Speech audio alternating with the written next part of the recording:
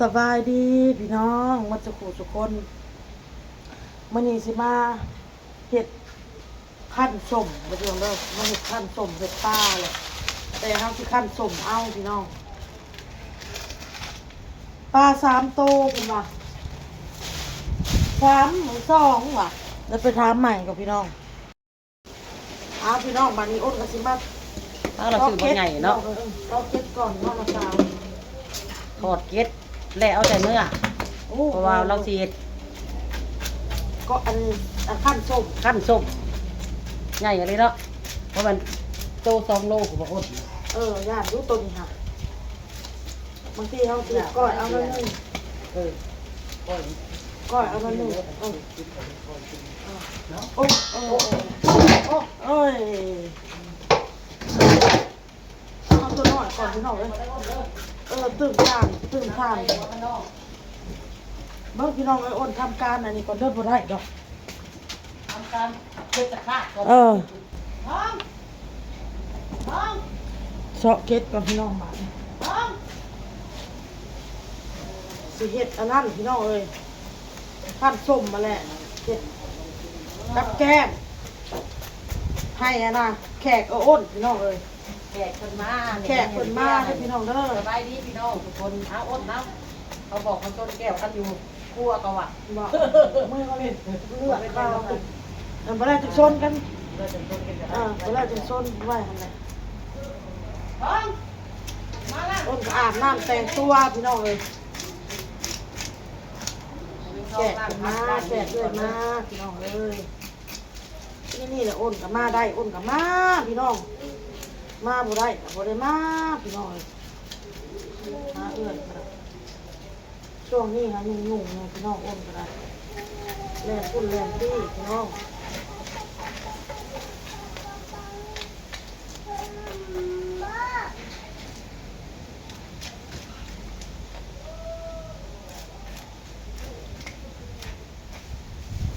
ก่อนพกไปหมดตู้เลยพออยู่ได้จับเปิดไฟฟ้าในใช้กันหมดมีหลายใบอยู่ออกใบออกในช่องตู้เลยเราซื้อของกบให้เราตู้แบบใหญ่โต้จะโซ่แม่ลูกต้นไม้ก็คือเขาอยากเบิ้ง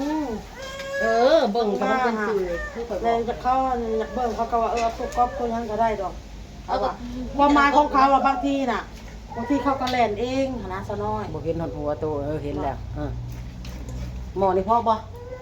หัวมันบ้าตัวใหญ่ซะน้อยเอาหม้อใหญ่เลยนะไว้สดเนาะเป็นน้ำละลายเนาะอีนางลูกอีนางเอาหมักนาวออกมาไปชอบหมักนาวหอมบัวหอมป้อมหอมบัวอยู่เดี๋ยวนี้ได้หมักนาวเนาะนี่ได้มะนาวกับพี่นะโอ้ยดอกกระหอมเพียงในตู้ให้น้ำทองมาล้างครับกันเป็นน้ำทองมาล้างเอาไปออกมาเดี๋ยวต้องเลิกเอาไปเดี๋ยวจะสอบแอบแม่ร้ายลูกเอ้ย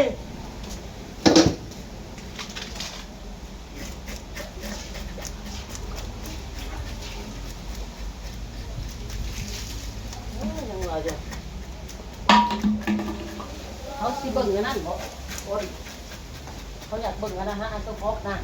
ความหมายเขาว่าเรื่องเราลงราคาเขาบางทีน่ะคันว่ามันบ่แพงว่าซักเขาสิเฮ็ดเองแหลมเองว่าเป็น2แง่คันว่ามันแพงมันหยังยากมันยุ่งมันยากเขาก็สิให้เฮานี่แหละแหลมเบิ่งก่อนปัวเฮานี่ก็โทรมาถามเราสิถามพวกกรมที่ดินนะ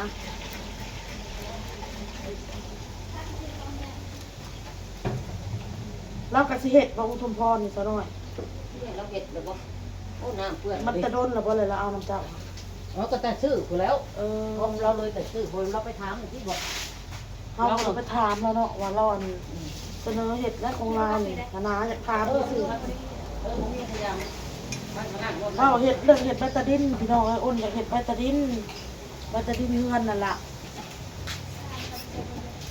อันนี้ชามเลยชามเราจะได้สุดชามเราได้ชามค่ะ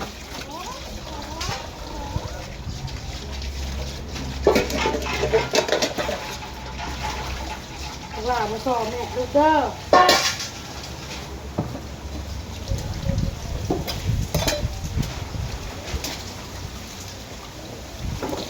หัวปลาเห็ดก้อยน้ำแหน่เห็ดขั้นส้มน้ำแหน่แล้วก็เห็ดต้มส้มน้ำแหน่พี่น้องเลย งานไรเนาะ ต้มส้ม เป็นเนาเนาะ แขกกินเฮาน้ำแหน่แหละบ่ได้ทอดแต่แขกดอก เอาเอาเนาะแล้วเอาแบบนี้เราได้ว่าจะไปกินเบียร์เขาเนาะแล้วเบียร์แล้วงานหมดก่อนพี่น้องเอ้ย ออกไปนั่งเล่นนั่ง อ้นเฮ็ดไว้อยู่ดอกอ้นน้อยครับพักทำล่างคุณก็ได้เรื่องซองคุณเด็กคุณเด็ก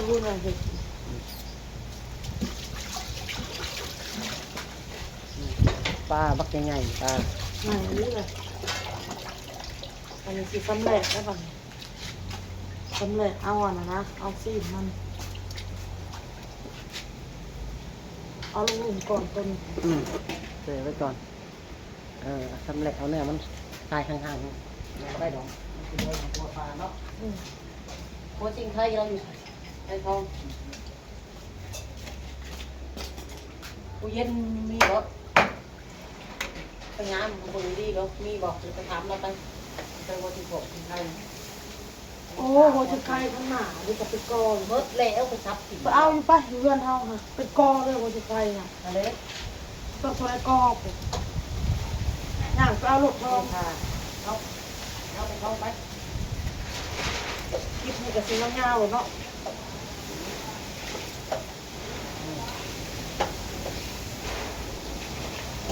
ชดขนาดเลยกันเลยนี่เงินเฮานี่ เอาโคจริงไทยก่อนเด้อเสียงนอกยังมีฉันเนาะ เสียงแขกรวมกันพี่น้องเลยดังบ่ฮอกดี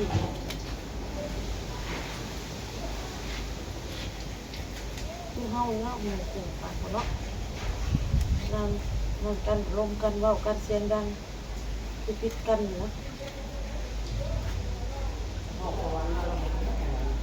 เรามาบ่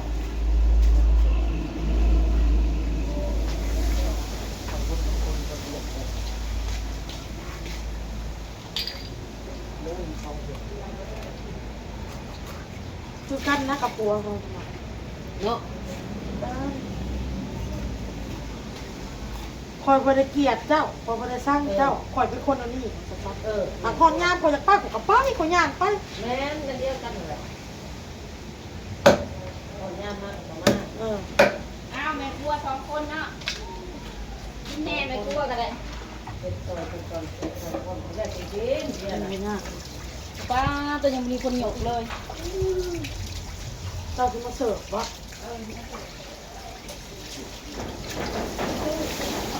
กันนี่นะตอนเป็น2 นิ้วนี่ คัดไปนั่ง มันถูกโคตรบ่ได้ คัดนี่คัดเดียวคัดไปนั่งใกล้แล้วข้าวหั่นข้าวนี่อย่าติเด้ออาบน้ำมาเรียบร้อยอาบน้ำอาบน้ำเลยเรียบร้อยก็เลยไปนั่งใกล้ข้าว ไม่ เด้ เห็น อ อะไร ค่ะ ที่เจ้ากินบ่ได้ดอกไม่ได้สอนโลกับ2 นิ้วนี่ มันโทษ มันโคตรเขาแบบกินแบบ เขา นั้น เห็ดเองดีกว่าเขาผู้ยิ่งน่ะ หัวมันก็ต้ม ลวกไปกินลวก เอาที่แรกว่าสิเอาหมูมันบ่อยากหมูก็แก้ว่าอยากขายหมู4แสน เอามาคือบ่ซื้อ หมูปิ้งน้อย เอามาปิ่น หมู เนาะ น้อยเขาปิ้นเลยนะเดี๋ยวนี้ฮะ อะไรคือเอาหมูกิน เรียกว่าเอาหมูคุณบ่อยากหมูเจ้าซื้อปลาหันมาเอาปลามากิน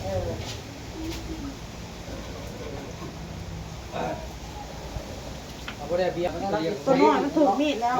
นั่นเห็ดใส่ขี่มันบอก เฮ็ดแต่แก้ว เห็ด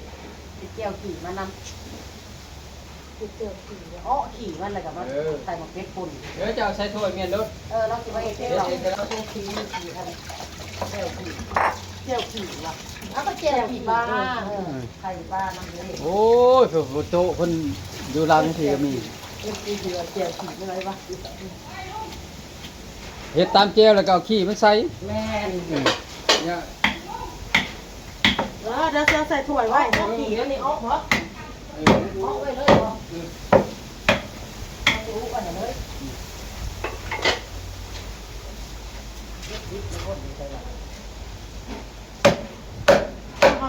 ปลี่ยนเสื้อบ่ได้ซะหน่อยโอ้มีแต่เก็ตบาร์เต็มอยู่บ่ได้เนี่ย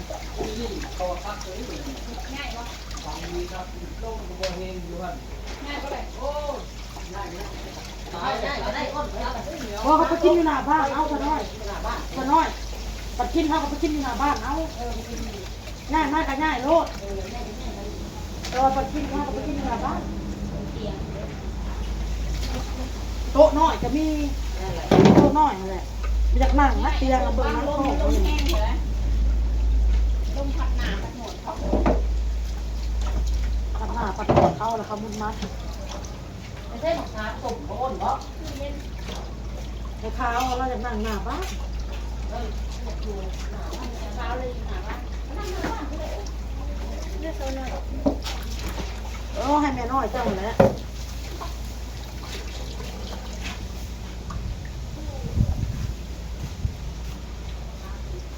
นี่เสร็จแล้วตัวเนี่ย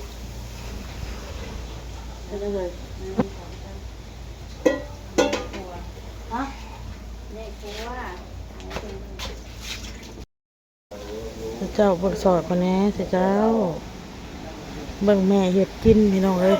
บ่ได้สอบบ่ได้แอบมื้อนี้หาจักกินยาอีหยังมาลูกข่อยฮะเล่นผู้เดียวนอนอยู่ในโซฟาฮะพี่น้องโหแท้พี่น้องเอ้ยบ่ได้แอบแม่เลยมื้อนี้โหกินยาอีหยังข่อยก็ถึงขั้นซอยอันนี้แหละพี่น้องเอ้ยซอยอันปลาเด้อพี่น้องเอ้ย เขาบอกกันมุดประตูมีคนเว้า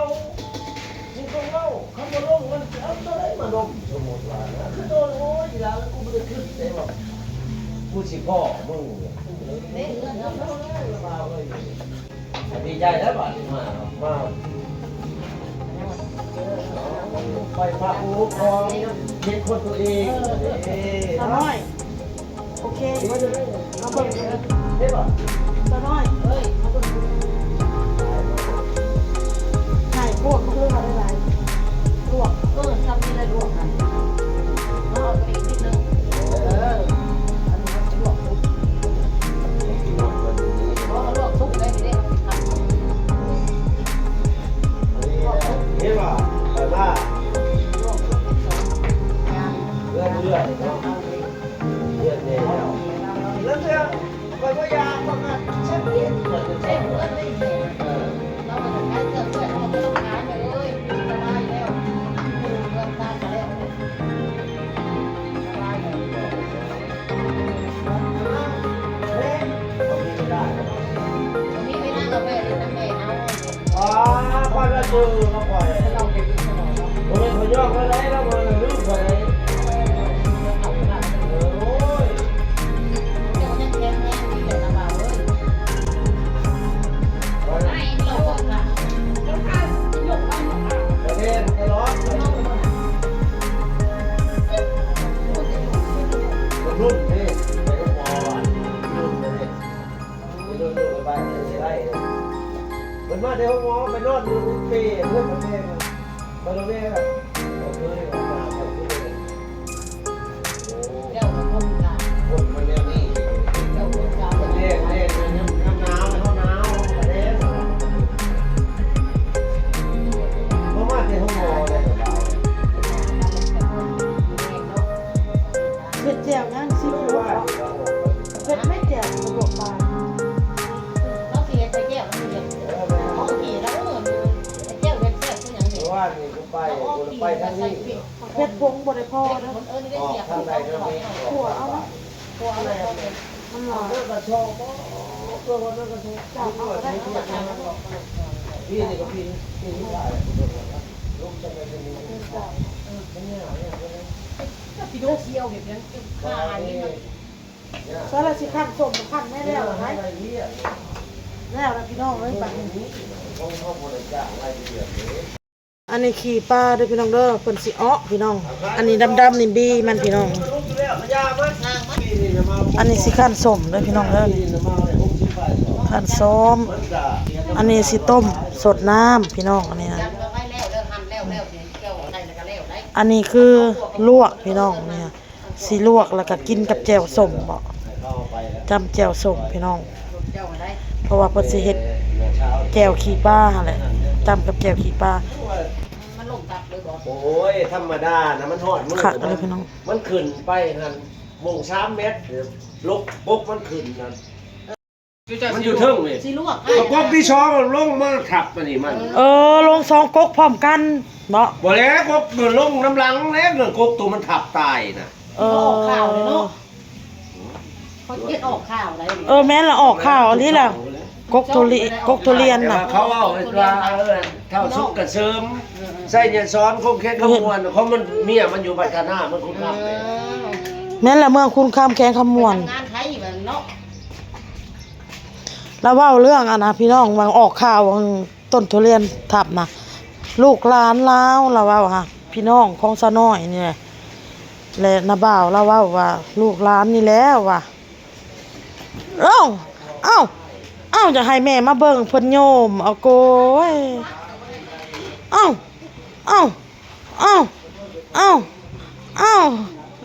บักขี้ดื้อเอ้ยอันยอมเฮ็ดเอาเฮ็ด